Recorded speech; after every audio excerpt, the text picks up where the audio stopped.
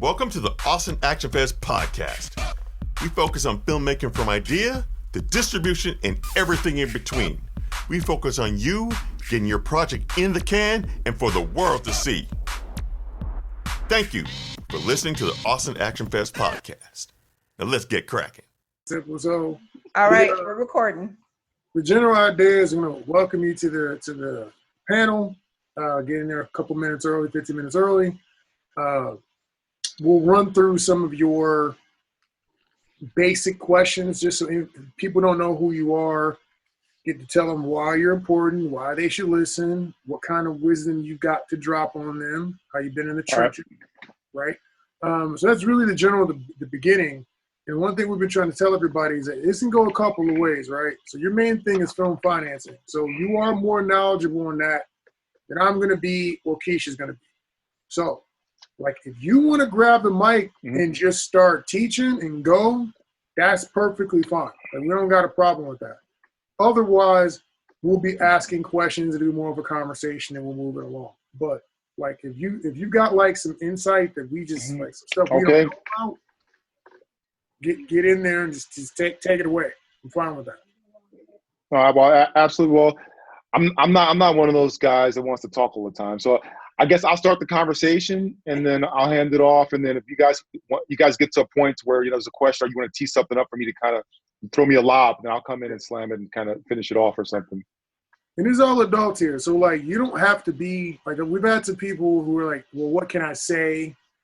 We've had people drag their distributors on these things. I'm like, "Hey, man, if you're comfortable telling the truth about what happened to you with specific distributors, that's your business. Just know that we're going to air this, right? So don't say anything you can repeat later. But you get to say whatever you want to say and be as raw as you want to be." And I know we've only invited people who are actually in the trenches. So our people want to hear what it's really like. And sometimes they need to hear the things that are scary. They need to hear what work out, all of that. Absolutely. It's funny you should mention, like 2 weeks ago, I got into a huge argument with Epic Pictures. I won't go into details on that, but I could talk about like the fundamental basis of the argument. I won the argument over because it was a contractual dispute that I had to go by, with the legal team and outline where they were wrong. And I ended up winning the argument, but it's still an ongoing thing. But yeah, I definitely could talk about the pains of distribution and the ugly part of producing. And it'd be cool because we got like this year. Actually, we're saying like COVID cost everybody some money. It cost me I lost like $5,000 in March alone, just off jump the moment they shut stuff down. But for the sake of Austin Action Fest, like we've got the best setup of panelists like available that we could have. People we didn't think we were going to get, we got. So we got Seed and Spark sponsoring Final Draft. Any programs, whatever you use, especially if you've used Seed or Spark for Final Draft, feel free to shine all over them as much as you like. We got them, Shoplister, all these different companies jumped in. Seed and Spark's going to be doing different trainings with us over the course of the year later. So we're going to try to keep that relationship going for distribution and crowdfunding. It's a whole lot of different things that we're going to be able to offer this year and ongoing on the educational side of what we're doing. So Danielle, I know there's a question you would like to ask, so I'm going to go ahead and hand it off to you. Oh, what are you talking about? Well, I didn't necessarily follow exactly what you just said with that, so I'll just go where I was going to go. So, Eric, we have been talking as a group that we want to continue doing things throughout the year. We don't want to just wait till a festival to have conversations and inform and educate people and entertain. So the question would be, we would really like to have you in different conversations throughout the year. And we can come up with what that would look like. But if you're interested or willing, we would love to have you be a part of that as we move forward. No, of course, I'll support you. I mean, the only thing I have coming up right now, I got a couple. I already started filming the TV show for the year. I just got back from Sacramento, like right before the screen, and I'm in Georgia, on the 15th of this month. and then I'm in Pennsylvania at the end of this month. So it's like I'm gonna be zigzagging. You know, it's probably gonna be a little bit longer than normal. So like as long as you know, if we could do this virtual stuff, it's too easy. Yeah, I yeah, can we're make talking time. about virtual. Yeah, we're Yeah, okay, talking yeah. virtual. Yeah, yeah, yeah. We Yeah. keep this moment going. Yeah, if we do that, then I can plan around it. Then you know we're good to go. And the only time I think I'm gonna be, we're shooting a video in Malibu in August, and that one's gonna be where I have to be engaged. You know, I have to be present. All other stuff I can be like, you know, I can walk away and let someone else, you know, kind of So like, supervise. Like a music video or like a whole like movie or something in Malibu? Nah, a music video, a big music video, and then we're also launching a swimsuit line, you know, so a whole bunch of, you know, photo shoots and stuff, and you know, so like, yeah. No, you ain't doing it. You ain't doing anything, man. You can pass by Malibu if you want to. Right, I'll pass by Malibu. You can pass by, have some fun. I will pass out drinks on the set and bricks. I'll do that. We can work this out. I'll talk to him and see if we can do a fight sequence and see if I can bring you in for that. I'll talk to him, you know. Can I bring the white kid and dog? You bring the wife kid and dog. Ben, is that what you meant? Is that what you meant, by the way, what I was asking him? Yeah, exactly. Okay, I'm sorry. I just want to check with you, make sure. Because we got a lot of really cool people who have, like, I don't want to hear from dudes that aren't shooting films anymore. Not on this, they don't know what it's like on the set. And so we got people like Erik and people like Jennifer, and we have, you know, Alex Ferraris who are still active. You know what I mean? Like, Alex doesn't just have a podcast. He has a channel, but he also is out there as a filmmaker. Yeah, yeah. We want these people talking to the people who are like us, like me now, but also people when I first started, where I didn't know anything at all. You know, how to dodge some of these pitfalls that people fall into. So, absolutely, no, I've been saying this same thing recently too, man. It's like going back to, you know, we look back at your journey. There are tons of people I knew, like when I first started this, like 8 years ago, and they're still trying to track down their first film. There's still, you know, a lot of people I know that haven't really got anything off the ground. And I wasted a lot of time in meetings with these cats, listening to them talk about crazy crap, and then, you know, they haven't done anything, you know. So I'm with you on that. You know, it's just like, you got to guard the interest of your mind, you know, because a lot of times people, you know, talking nonsense. Well, wow. Also, anything you have coming up that you want to talk about and promote? Like, obviously, we can't turn the whole thing into a pitch fest, but like, make reference to things you got coming up. Like, there's gonna be a lot of people coming to these events. Hopefully to see them. We're going to be running these constantly, putting some promotional money behind it to get more visibility to it. So, like, if you're writing a book, mention the book. If you got a couple of projects coming out, mention the projects. Like, go. I mean, we don't have a like this is supposed to be beneficial for everybody involved. So, like, go for it. Oh no, absolutely. And something too, you know, the plugs are always great. You know, I think if it's something online and we can follow up with a trailer or something like that, it'd be cool. Yeah. Like our Hoarders trailer just got, we're supposed to go public with that like another 2 weeks. So that'd be cool to kind of show some of the reality stuff. And then if you get to the point to where, you know, you guys looking for sponsors, and if it's like $1,000 or something like that to help you guys out, you know, cover some costs, I can probably work out a deal, something like that with my team. You know, you throw a logo up for us or something like that, you know. Let me help you out, and you need to ask that question. Independent filmmaker. Yeah. We're constantly looking for sponsors all the time. Yeah. So I think I think we'll be able to work something out there, because we put up about $1,000 already for GTX, you know, and stuff. So you know, I think I'd definitely do it for you. You know, I still be thinking about you driving off in the white convertible, man. That was like one of the most stoic. Fucking everyone's in there complaining because it's a 14-hour day, and you know, everyone's fucking bitching over there. Magic is leading the revolution too, by the way. He's a union steward, and they're mobilizing. Hey, listen, you know, here's what the law rubric says. They're coming to get me. And I see Ben is waving at me, driving off, man, in a convertible, and I made it all worth it, man. I was like, yeah, thanks, buddy. Oh yeah, I got your back, brother. Don't worry. No, we appreciate that, man. Like, and anything we can do to help anything anybody is doing. Like, I don't know if you guys ever catch like Ballista Blade, like that book Realisms that they came out with, With Kelly Christine. and Christine. Yeah. Like, I bought a copy and shared it on my Facebook, shared it on Ballista Blades. Like, we're sharing other people's videos in our competition, I guess you can call it. I'm like we want to help other film festivals, GTX, all those sorts of things. Like, we want to help. And so however we can reasonably help other people, please don't hesitate to hit us up. Even if it's like, hey man, we don't got enough sponsors at our event. Can you just come be there and look and just be there to be a sponsor and help us pack the place out a bit? Call us, let us know. We'll do whatever.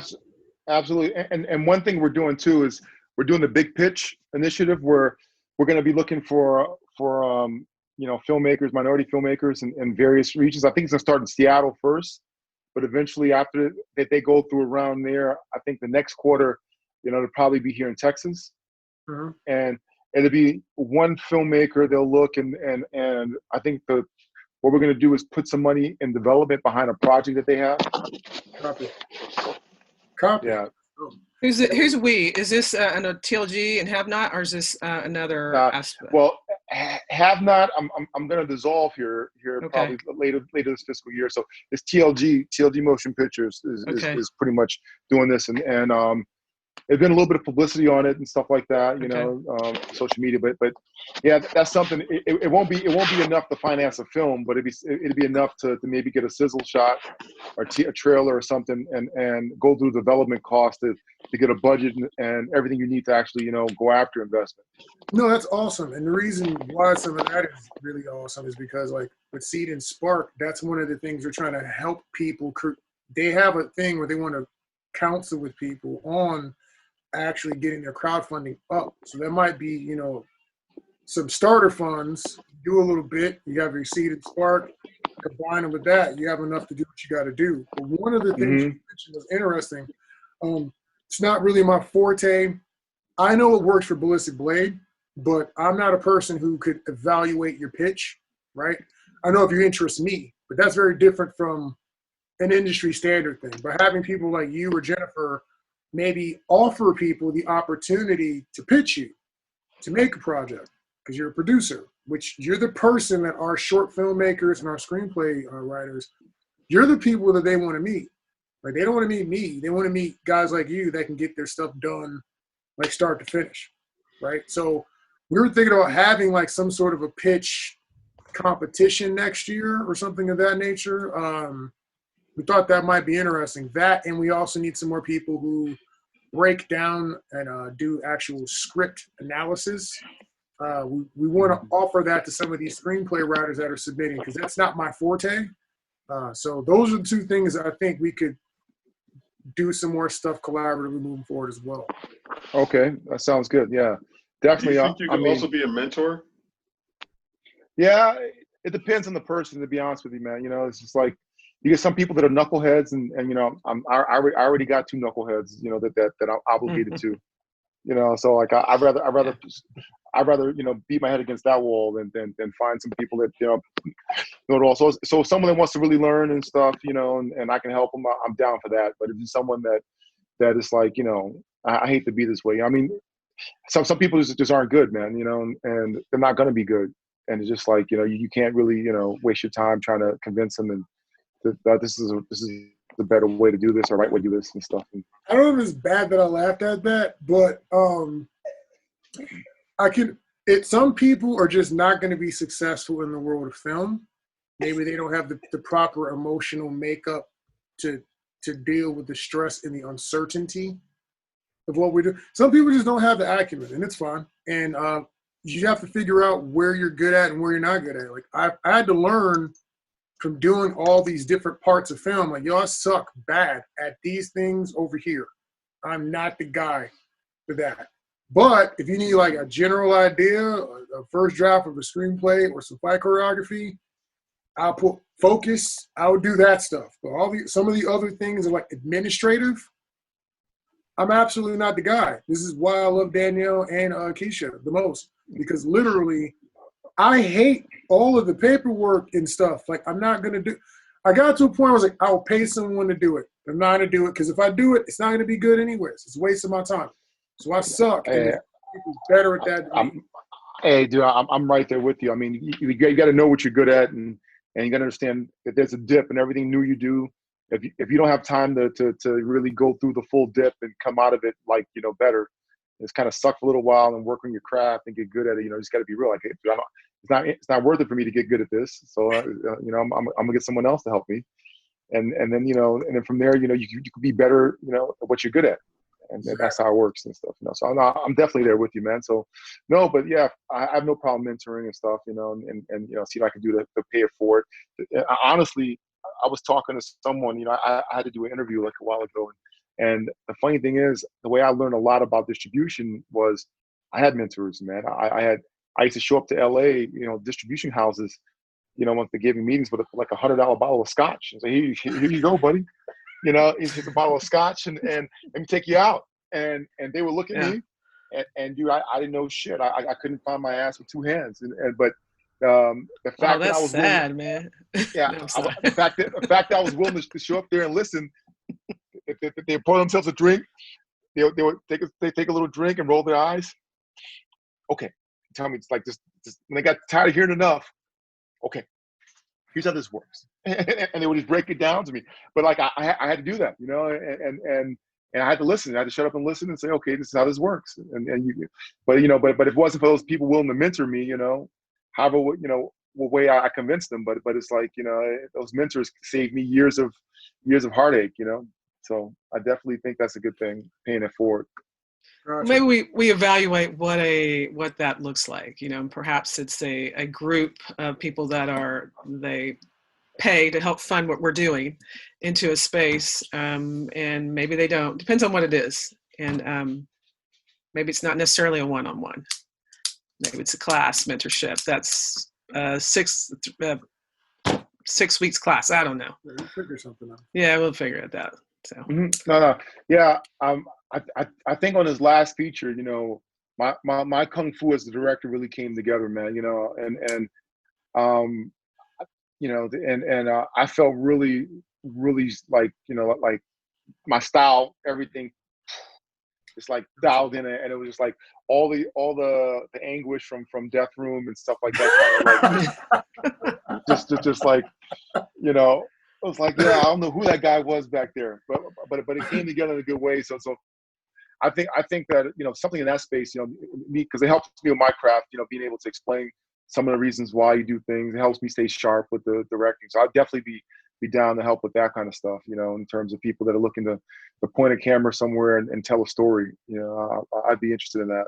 And I think it's amazing that, you know, with film, a lot of people don't realize how much failing forward. And I'm like really candid about to my story with people. I'm like, hey man, I can show you. And I'm tempted to do a thing. I got this like the heckler's corner and show people. I'm going to critique my own project, and I'm going to show you how not good I was at what I did. Because the first 3 or 4 years, I was literally just trying not to be terrible. I wasn't worried about making anything good. I wanted something that my friends would not insult me on the internet. That was my only goal, to not embarrass myself. After like 4 or 5, I started getting a project here, a thing there, where I started to see like, okay, I'm really good at this, and I'm better than other people at this. I'm not strong here. And then starting to do more and more of that in each individual project. And so I learned a lot of stuff through failure. Like I the first time I pulled focus, I almost got fired. Like, because they put me in a feature film and we're using all this crazy equipment, and the dude so what? The dudes are all Vietnamese. So I was on a crew with nothing but people who primarily spoke Vietnamese. And there were 3 Americans, crew like 50 people, right? So the camera guy is just running around, just doing what he wants. Like, you don't know where he's pointing the camera. They weren't doing any rehearsals. I had no mark. Someone's eyeballing focus. And he's not doing simple shots. He's not doing hold steady, they walk in the frame, do this. It's not like that. It's like, yo, they're going to be walking along the hallway. We're going to track them at an angle. Then we're going to have you rack to the background and then come back to this dude's face for the close-up as he moves. It's like, yo, I don't know what's happening. So the first 2 days, James was there. First 2 days, straight stressful. Until I realized, I was like, yo, man, I need a rehearsal. I got to know where we're going. I got to know. I didn't even know enough to ask for the rehearsal. I thought that this is what they just did because I was so used to being a camera op by myself and pulling focus myself. I never had anybody pull my focus. So I didn't know how it worked. So then we start getting out there and I start figuring out and I can change the settings on the record, on the focus puller to match what I need, like getting comfortable and then also just yelling at people when they wouldn't do what I wanted them to do. It was it got to be like after day 2, and I started enforcing what I needed to be able to do my job better. Then I was great. It was golden. But absolutely, it was stressful. So I had to fail my way forward and look like an idiot because we were reshooting things 3 or 4 times because it's my fault. But I didn't know. But there's power in failing fast, man. A lot of people think that, you know, people are naturals or people like those people usually are people that can fail fast and make adjustments and no, at a speed where no one really notices unless people are really paying attention, you know, like almost no one saw that. Yep. And you're like, no, I'm right there with you. No, Chill's been on a couple projects like that. Like we've been on some stuff and he was like, we're doing something and like nothing I planned was going the way I meant for it to go. And I was like, gotta pivot. He was like, what? And I was like, I'm pivoting. We're going to figure, okay, that guy didn't show up. Cool. So we're going to have to combine his fight choreography with this other dude's fight choreography. So I guess you're a vampire now and this dude's Frankenstein. Okay, great. We'll make this work some kind of way. We'll put this together. I remember that last project, you know, people that were on set, walked off set without saying anything. What did we do? It was amazing. It was amazing. It was an amazing time. I think I was supposed to be like a background character. Then I was like the hero by the end of the project. I was like, wait, what? Who am I again? You had nothing to do with what I wrote. Nothing to do with what I wrote. It's who showed up on the set, and you go from there. It's all it was problem solving. That's it. It was crazy, but I mean, that's half the thing is putting out the fires. So, yeah, man, I think we're going to have a fun time trying to explain to people over the next couple of years, like, filmmaking is failing forward. You never learn enough. There's always new stuff to learn. You're always going to see somebody else's project that's amazing, and you wish you could have done it that way, and then you get your shot, and you'll probably jam some stuff up a couple of times so you can figure that out.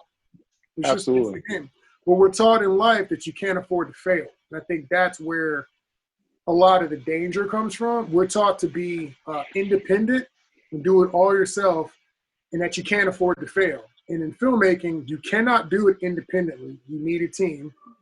Absolutely. You're going to fail all the time. Oh yeah, I fell several times in a day, sometimes in an hour. You know, you're absolutely right. No, it's good. It's good stuff, man.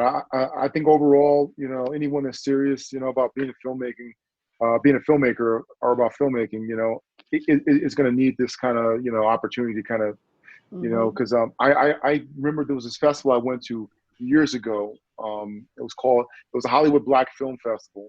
It was like maybe 2014 or something like that. I went there and I remember I sat on every panel.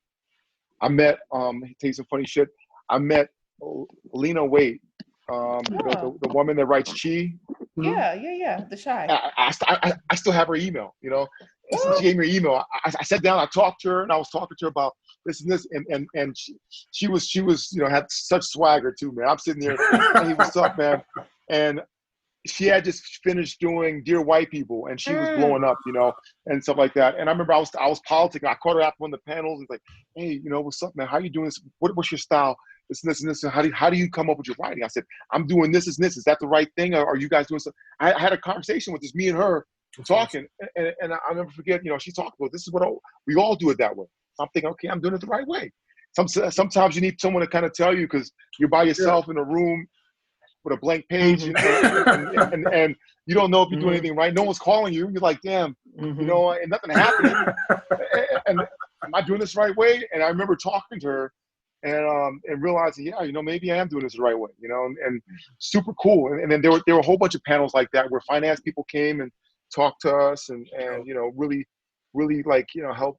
And I made a joke about it. Like I went there as a screenwriter, I left there as a filmmaker, you know, because I knew so much more, you know, when I came out of there, you know. But so I think these things, for the people that are hungry for it, you know, is cool. And I think that the big challenge is figuring out who those people that are hungry for it versus the people that are distractions. Because some people don't really come into these things to learn, you know, and or get better. They come in there kind of like, you know, like that person that goes to the ball court, they ain't really looking to play ball, you know, they just want to talk shit to everybody there, you know, and you know, sit down there, I got next, you know, and talk about everyone that's falling down, everyone that missed a basket, and how he's better than them, and you're gonna play now and play. You guys are scrubs, you know. On the sidelines with a fresh pair of J's. Yeah, and like and a superstar. No scuffs. Yeah, no scuffs. It's too good to play with everybody, you know. Yeah. And you know, so those are the kind of people, you know, I think that and these kind of opportunities, you got to make sure, you know, you don't give them too much bandwidth or too much, you know, too big of a voice to where it hurts those people that want to ask questions but they're scared because someone's gonna, you know, make fun of them and things like that, you know. So that's my 2 cents. Hey Eric, what do you think is one of the number one mistake that like beginner filmmakers make? There's so many of them, man. To be honest with you, it's like if I think that the first thing beginning filmmakers make, they don't put enough time into the script. You know, everything starts with a script. Okay. They run around and then they don't do enough table reads. They don't do enough drafts, and you know, it's hard to explain what it means. Like when you get to someone that's really good at filmmaking, someone that's serious, the conversation changes. I mean, and the script becomes like something where they'll listen to you, half listen to you, and these people are super sharp. Like when you go, like if you get a meeting with a Netflix exec, they'll blow you how sharp they are. They'll be like, boom. Like genius level. It's like you'll talk to them and quick. They'll listen to you in seconds. Like you're talking, this means that. Like, I got it. Boom, boom. And they'll go through so much stuff to where you're like, wow, it's amazing. And the same thing with producers, people that are actually making, people that have the ability to greenlight one of your films. That's where it starts. And you can have some film underneath your belt. And I've seen this guy, I produced a film for him, and he wrote his first draft. I'll give you an example. And I said, dude, before you give it to anyone, let me read it first, man. He goes, no, I'm going to see my first draft down. I got all these awards in my last film. People are dying to read this. I said, dude, if you've seen your first draft down, it's not good. No one's going to read your second one. And you know, and I tried to explain that to him, and he still sends it out. Then like 2-3 months later, he's coming back to me, hey, Eric, you know, can you give me some notes? I'm like, you know, I'm like, yeah, man, I'll give you notes in your first draft. I read the first 30 pages and I stopped because, you know, it wasn't ready yet. But here's his notes in the first 30 pages, you know, and he goes, well, and he's like on his 5th draft now. And I know him and he's my friend and I'm not even going to read a second draft, a third draft. I mean, so I'm going to tell you that's how it is. It's like, you know, once you come out and read that the first time, that shows me that, you know, you don't listen, number one. Number two, you're not taking this serious. And, you know, now that, okay, I learned, and it's like 6 months later, you want me to read it? No, dude, I'm sorry. Like now, you better come to me now and have some money. Eric, I got some money. I said, can you read it? But not Eric, read this, be inspired, and help me find money. I'm not inspired now. So I think filmmakers make that mistake. And so what I'll see is like, I'll give you an example. So this film we just finished, The Place We Hide. Got a guy that's doing post on it, right? Yeah. Doing big films, doing Bruce Willis films, this and this. Okay. Him and I, we worked on some TV together, this and that. So we'll shoot the breeze. He's a director too, but he's running post. So like he's a left-right brain person. I'm a left-right brain person. I'm running post over here on my TV show. So we talking this and this. He goes, so Eric, what are you gonna do next? oh, I got 2 films I'm thinking about doing, man. This. I said, well, I tell him a little bit about it. He goes, oh, that sounds interesting, man. You mind if I check out the script? And I'm like, sure, man. Check it out. And then so now here's another thing, So now you have a person that might be a director like you, might be a writer like you, but also producing too. So now you have to convince them that whatever you're doing is better than what they're doing. So my God. You know how many times we've had that argument, like especially Edwin, one of my business partners, people will always pitch him these crazy ideas, like first-time filmmakers, and he's like, yeah, that's a lot. I don't know if I can help you with that one. And they're like, oh, this big involved thing with 40 people and all this stuff. And he's like, yeah, if I was going to do all that, I just do one of the other projects that we don't think we're ready to do that we already have written. Mm-hmm. Why would I take time out of my thing to do your thing for free? Dude, that's exactly it.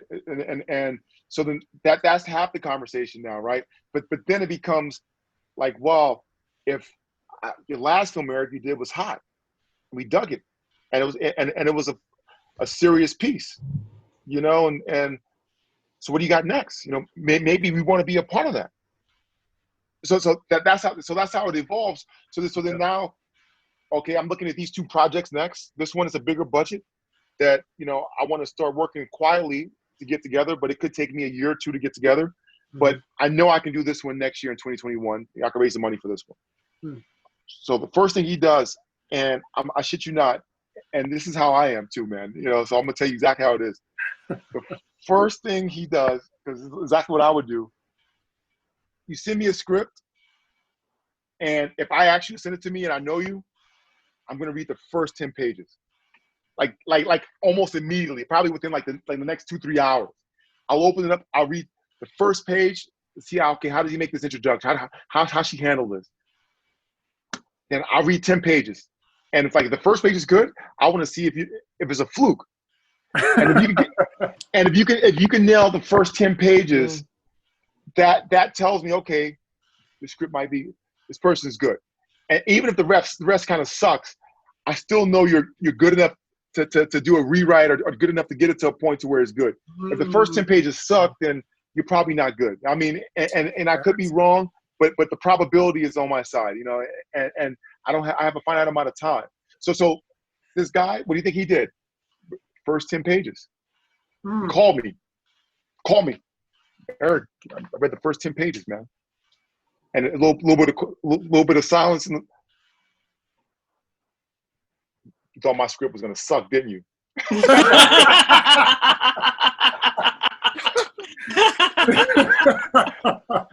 That's what I said to him. And he laughed. He goes, no, listen, this is really good. I always want to see how a person can handle a script. That's the first thing I check for. You handle your script well. Very, very, very easy to read. Flows really nice. It's a good job. I'm gonna keep reading. No. Cole told me that. But very cool. That's cool. Yeah. So filmmakers mess that up. No, I learned that from a friend of mine, Robert, at the stunts, and he was SAG before I was not SAG, but he was SAG, and so he was telling me about when he was already hired to a project, but he was seeing a coordinator, was a very well-known stunt coordinator, watching other people's reels. And he was like, Ben, you got to change your whole. Actually, he calls me B. He was like, B, you got to change your whole reel. You got to shorten it up. Like, what do you mean? He said, this dude's not watching more than 30 seconds, maximum 60 seconds of your stunt reel. Period. He said, so it needs to start off immediately strong. It should not be more than 60 seconds. Any more than that is just to waste your time. Distraction. I said, wow, okay. And so I didn't know that, so I had to go retool every reel I had because of what he said. If people, and even myself, sometimes I get hit with so many different people asking me to do stuff. I don't have time to read every screenplay that someone wants me to shoot or everything that they want me to do. Specifically, if I don't know you. You know what I mean? You gotta hit me with the strength, dead on, right from jump. But one of the things I saw actually, Keisha, that created this festival. Another impetus. It was the Emily Best. It was the Duplass Calvary's Not Coming speech. All the indie film hustle about how basically distribution sucks a lot and people try to screw you, and have a backup plan. Have your no business side of the business. But there was something I saw when I went to one of the South by Southwest. 2 lessons I learned from one of the South by Southwest events. My brother had a platinum pass, and so he always did the volunteer to get the platinum pass. He kept begging me to come down there, He's also one of my business partners. So I show up, you know, I got my logo stuff on or whatever, and we're talking to these tech guys at a tech party. And after the drinks flow, people are really friendly. And talking to this dude, yeah. I had like a little regular film pass because I had volunteered at Austin School of Film, which is a great place. They also sponsor some of our events. I donated time there, trained with some of the kids. I love working with children. And so because I helped with one of their like 48-hour projects or whatever, because of that, I had a pass to do the festival. Well, I was like, yeah, man, maybe next year I get a pass and I'll go to you have the full pass so I can get into everything. And he was like, oh, you need a pass? I was like, yeah. You know, regular, random, again, color is not important, but in this instance, in this climate, I'm going to note it. Random white guy. He said, oh, you need a pass? I was like, yeah.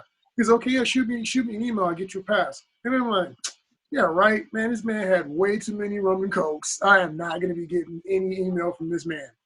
The next day at like 7:30 in the morning, I get a notification to Erik at ballisticblade.com, and lo and behold, it is a promo code to a South by Southwest pass, which retails at $13.95, $1,395. So I get that pass and go to South by Southwest. The first thing, closed mouths don't get fed. You gotta talk to people because whatever you need, whatever resource you need to get moving, somebody has that resource. It's out here. Absolutely, yeah. That's a good point. Talk. Second part is once I get down there, I'll never forget this. You remember when Atomic Blonde came out when Charlize Theron came to the screening at South by Southwest? Yeah. Originally, I wanted to go to that to get a preview, to write a movie review on it, right? The lines were around the block. Like, there was no way of getting, I think it was the Paramount. There's no way I was going to get in there. So I started looking for other events to go to. And I see there's a film roundtable happening right across the street. It's not the Driscoll, but right next to the Paramount, there's another hotel restaurant there with valet parking. I don't remember what it's called. Top floor, they have this event. It's a table. I go in there, man, it is a producer's roundtable. So they've got 3 tables. Each table has 7 guests. That's it. This room is basically empty. Each table has 7 guests. You're sitting with the producer. So the gentleman, one of the producers of East Los High, that was crazy on Hulu, was there in one of the tables. You sit down at that table for 30 minutes and you get to pick their brain or whatever. Mind you, the first thing you do when you sit at the table is you introduce yourself. So that means there are 7 other filmmakers and then 6 other filmmakers and then an actual producer. So the guy, all these filmmakers want to get your hands on, is sitting at the top of the table, a successful one. And you have to pitch, pass your business cards, and then you get to ask these questions. And I'm sitting in this room, and there's one from who did some stuff with HBO. Like, it was 3 different tables, and they're all successful individuals. And I'm sitting there, and I'm going, we have how many filmmakers in Austin, Texas? This event, if I'm not mistaken, was either cheap or free. I'm like, there's nobody here. And I can guarantee there's at least 20, 30 filmmakers watching Charlize Theron do her male version of a James Bond, which was a great, awesome movie, but it was going to be coming out in theaters later. So would you rather go there and maybe glimpse Charlize Theron from 200 feet, or as a filmmaker moving your career forward, go sit in this room with these producers who are giving you producer game and maybe make a connect? Those are tough decisions. Well, it's about how serious you are. No, listen, the funny thing about networking, man, is you're 100% right. You're 100% right. You know, and you know, it's hard sometimes because I went to Fantastic Fest one year, man, and I'll never tell you this. And I got a producer's badge. I had a feature film underneath my belt, and bro, nobody would talk to me, man. I tried to, I tried to go in there and mingle. Hey, what's up, y'all? How y'all doing, man? You know, this, and they would just like look at me like, what? And it's kind of like turn their back on me. All the people there, because I was trying to talk to 824. They're like, who the fuck are you? You know, I went to talk to Netflix. And like, nah, they wasn't even trying to hear me. Like, if I didn't know them, so it's like, you know, I think you're 100% right, and I think and the only thing I would add to that is you got to be courageous, man. You know, you got to be courageous, and not be discouraged when it doesn't work out the first time. You know, because you got to keep going. Exactly. I think a part of all of this, the story that you just mentioned, Eric, is one of the reasons why we started the Action Fest. We're making our own opportunities, and it'd be even better. We're going to know that we're getting it good when they come to us. When they come to us, we don't apologize for any of that crap. Yeah, Absolutely. but I mean, and I get it. These people get inundated with requests, and everybody's wanting something from them. So I can understand that generates a certain way of being. And they're probably not meaning to be rude or disrespectful. But I mean, I still remember. But they're probably not meaning to be rude or disrespectful. But at the same time, it's like the thing I'm taking away from a lot of that is that we are always looking for someone to give us an opportunity. And what I started to realize being here is that there's a ton of opportunity in front of us. Like, there's always an angle to run. And that event really showed me, I was like, hey man, this is what everybody's asking for. But when they had a choice of doing what was going to move your career forward, or what was entertaining, flashy, and looked good, people were looking good. Because I know a lot of filmmaker friends. I know people who go to South by Southwest. I didn't even know about the educational part of the film side until I started really looking through to find things that were useful to me as a filmmaker. So we can only complain so much about opportunities that are not thrown directly to us or not given to us or whatever, when the ones that are already there, we're not even maxing those out yet. We got to max those out yet. You know what I mean? You're 100% right. You know, and the one thing about LA, like whenever I go to LA, it's something I always see, man. I see people that are you can go to LA and get lost, man. Like I call them surfer dudes, man. It's like you go out there and, you know, they take their time with everything. They may read it, they may not read it, but there's no real sense of urgency or rush on anything they do.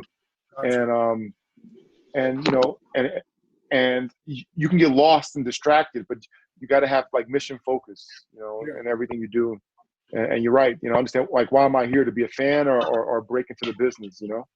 And that's a good point. I don't think a lot of people see, I guess in the circles that I was running through, a lot of times, a lot of people couldn't separate, or they didn't see opportunity because they were so stuck in the creation, the artistic side of things, and not seeing their creations as a potential for business. And they need to, in this space, you have to marry the two, or you just do not, you know, go. So actors are really bad about it here.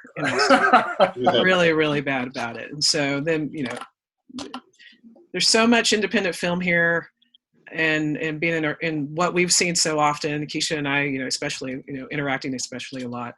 There's a lot of conversations, but not knowing what to do after you create the movie or create the script, and not taking those steps, and just a lot of conversations, but really no momentum a lot of times. So it's funny. The first film I ever invested in was a short film. It won like 20 something awards.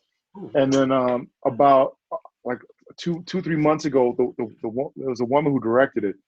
She calls me up, and at the time she was like a god. I was like, oh my gosh, she made this great film. I went and screened it, you know, in AFI in LA. I'm thought, wow, this chick's gonna go somewhere. And then, fast forward 3 years later, she calls me up and she wants to talk to me about distribution. And I'm thinking, you've been in the business for like 30 years, like what you talk about, you should be teaching me about this. That's what I'm thinking in my mind. Like, what do you mean? Like, you having trouble? I'm pretty sure you know somebody, or you mingle with somebody, or you ran into somebody like accidentally, to kind of line this up for you. But she's like, nah, she's jaded. She's pissed. She says, the whole system's rigged. Us independent people can't make money. I'm like, I know a lot of people making money on films, and so, I'll give you an example. This film Warfighter, we did, and the film was like a $60,000-$70,000 budget. That film sold like close to $250,000, and so I'm like, easy. Easy money. And I'm like, a lot of people do make money, but you're right. Some people just don't know how to do it and how to position themselves. I think that to be a micro budget filmmaker under $250K, you have to be very deliberate in how you negotiate your contracts and be very real about what it is, So a lot of people don't really understand that. And if you don't do that, you won't make any money on your film, because like people are going to hit you with like marketing fees, distribution fees, all kinds of fees, and then commissions and stuff like that. You'll be negative $82,000 before you even make your first dollar. Yeah. So it's like you definitely got to understand a little bit of how that biz works. Yeah, that's one of the things that, I'm gonna be really honest with you. We talked to Alex about this earlier, is that Ballistic Blade was not the best at fight choreography and stunt stuff. I learned a lot of that stuff from local stunt guys and fight choreographers. My own style to it, but I learned from people that are local. But we understood some marketing things that some our competition didn't understand. And so that's where really Austin Action Fest was born out of that, there's some technical business side that we haven't had a chance to really learn, some of us, because a lot of us are independent filmmakers, didn't get to go to school. So we just knew we wanted to make movies, right? We thought, I want to make this kind of movie. I want to make another Indiana Jones. But no one taught you, how did Indiana Jones get financed? How did Indiana Jones get distributed? How do you even have the capability of doing any of that? Do you want to get with some REI type individuals before you start shooting to have them donate some clothing or money because you're going to promote their backpacks and their hiking pants throughout the entire process? There's a lot of things like that we just don't know anything about. And so hopefully over the next couple of years, independent filmmakers will become more savvy and understand that this is an entrepreneurial venture. And everybody we talk to who's been successful, they may have had some Hollywood style success, but they didn't start that way. And they weren't waiting for those people to pick them up to make them successful. And so unless you have those sorts of connections, you got to figure out how to do a lot of this stuff on your own. You need to make some alliances with people who are better than you at certain sections that you can trust. And there's just ways to do that are better than others. No, I know with Jennifer Hutchins. She's a producer distributor. She gives advice on that. She's one of the panelists. She was saying that the first thing that filmmakers, the first mistake filmmakers make is not figuring out distribution. Before you even put pen to paper or whatever else, before you do anything, have talks as far as getting distributed and that kind of thing. My only question is that how do you establish those relationships before even going that route? Well, that's good. There's different tiers, of distribution. Because right now, I'll give you an example. You always got to have one distribution buddy. That's what I say. A guy or a gal that you can call that give you some sales estimates, that give you a good general idea, where you're going to be. They can help you sell a couple of territories and stuff like that, and ain't going to rape and rob you, So you always got to have a person like that in your back pocket somewhere. So it's all, no matter what, you can distribute your film.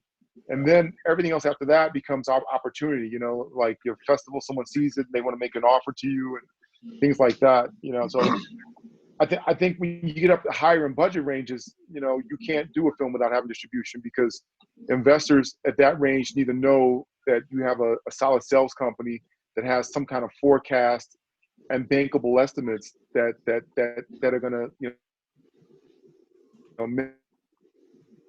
minimize their exposure. So how easier, unless you get like what they call dumb money, and they don't figure that, you know, they don't know to ask that, and they get all caught up in the whole Hollywood thing to where they just go along with the ride, you know, and stuff. But anyone that's smart on it, has made 1 or 2 films, is gonna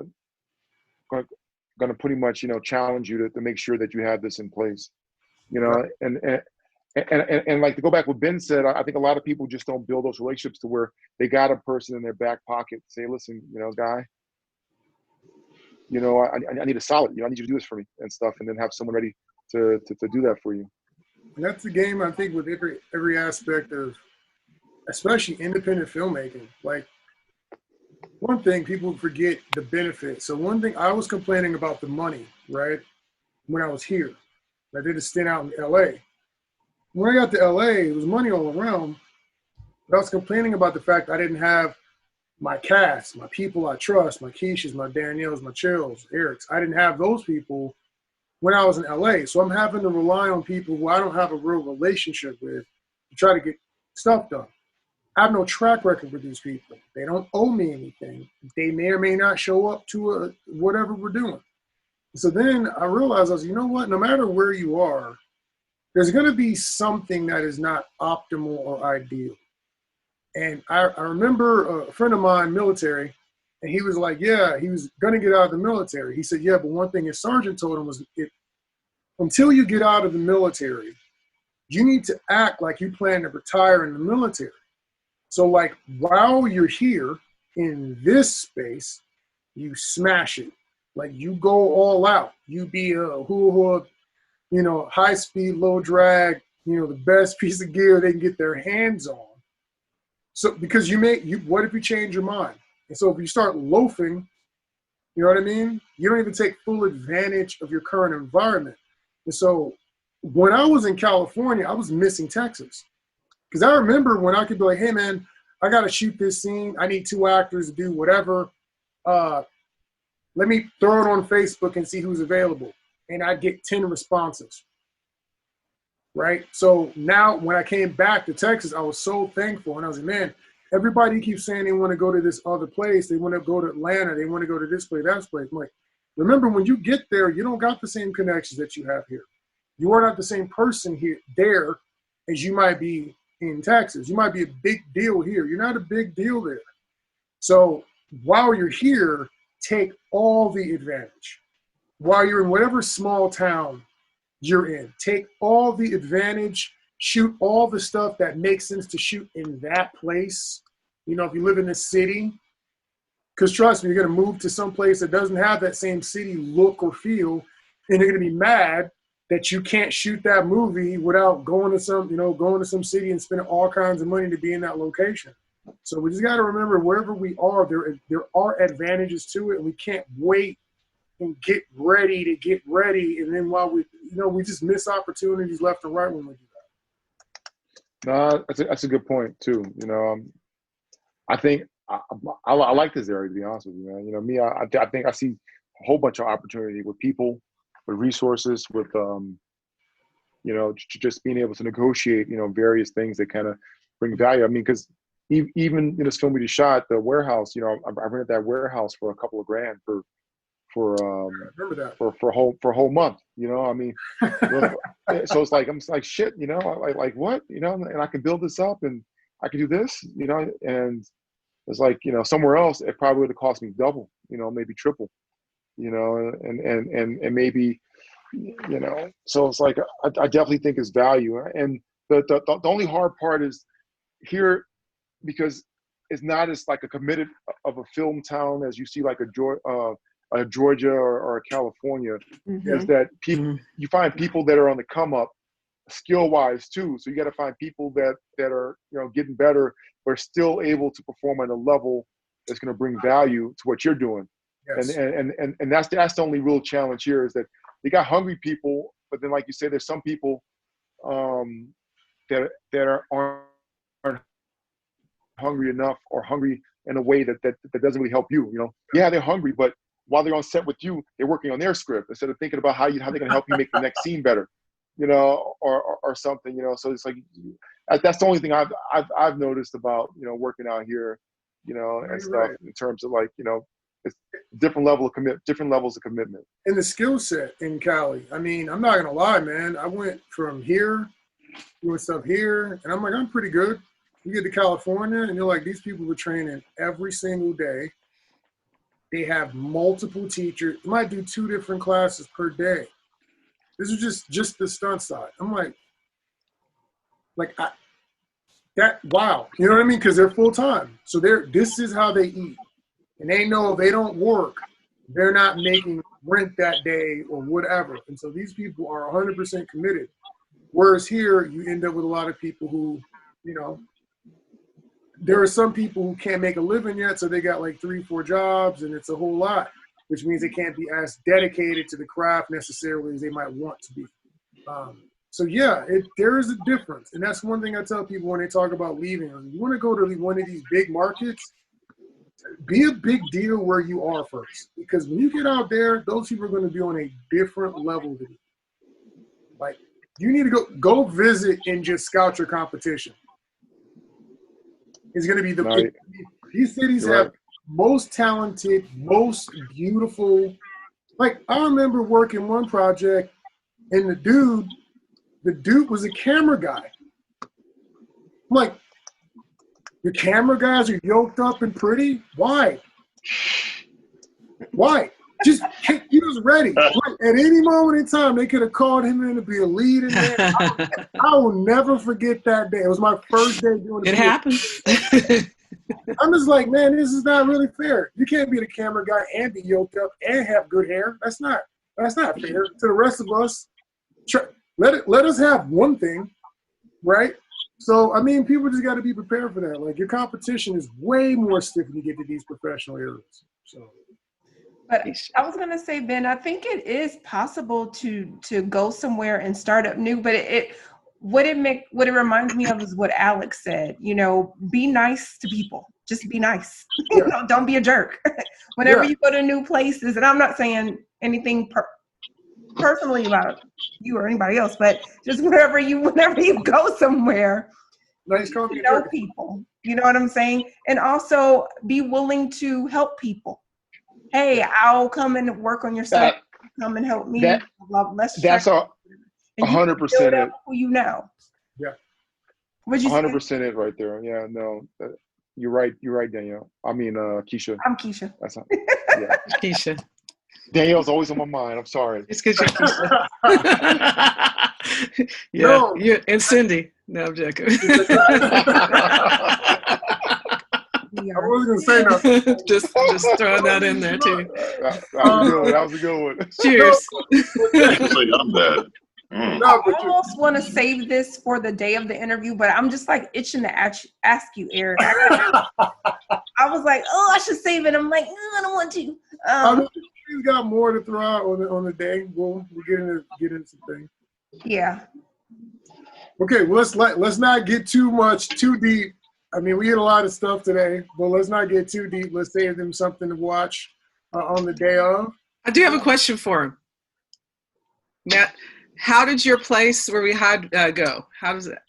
I didn't get to come. We had an emergency here outside. I had a guy outside my house doing something that he wasn't supposed to be doing. I'm in his car, and he was busted by my niece, and my kids were freaking out. And so the police, anyway, it was not a good situation. So I had to take care of my babies anyway. So I missed your thing. No worries, Matt. Well, as long as you found another thing, though. I found another thing? Yeah, no.